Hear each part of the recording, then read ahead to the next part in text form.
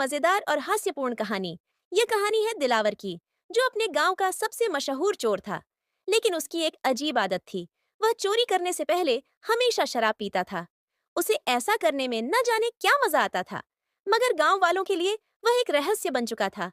जब भी कहीं चोरी होती, लोग तुरंत कहते, जरूर यह दिलावर की करतूत होगी। चोरी की अनोखी योजना एक रात की बात है, जब दिलावर ने गांव के सबसे अमीर जमींदार हाजी फजलदीन के घर चोरी करने का मन बनाया। लेकिन इस रात कुछ ऐसा हुआ कि उसकी पूरी चोरगिरी बदल गई। दिलावर ने हमेशा की तरह पहले अपनी शराब की बोतल निकाली और लंबा घूंट भरा। जैसे जैसे नशा चढ़ता गया, वैसे वैसे उसका हौसला भी बढ़ता गया। बस, आज की चोरी के बाद मैं शहर जाकर ऐश करूंगा, उसने खुद से वादा किया। गहरी रात में, जब पूरा गांव गहरी नींद में था, दिलावर हाजी फजलदीन के घर की दीवार फांदकर अंदर घुस गया। वह चुपचाप कीमती सामान ढूंढने लगा। तभी उसकी नजर एक बड़ी अलमारी पर पड़ी, जो शायद गहनों और नकदी से भरी हुई थी। बस, अब तो किस्मत खुल गई, दिलावर खुशी से बुदबुदाया और अलमारी की चाबी ढूंढने लगा। चाबी ढूंढते ढूंढते दिलावर को तेज नींद आने लगी। शराब का असर अब पूरे जोश में था। थककर वह जमीन पर बैठ गया और धीरे धीरे लेट गया। बस, 5 मिनट आराम कर लूं, फिर अलमारी खोलूंगा। यह सोचते सोचते वह गहरी नींद में चला गया।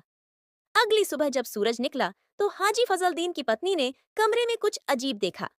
एक आदमी बीच कमरे में जोर जोर से खर्राटे ले रहा था। पहले तो वह डर गईं, लेकिन जब गौर से देखा तो वह दिलावर था। अरे, यह तो वही चोर है जो पूरे गांव में कुख्यात है। उन्होंने तुरंत अपने पति को बुलाया। हाजी फजलदीन ने दिलावर को झकझोर कर जगाया।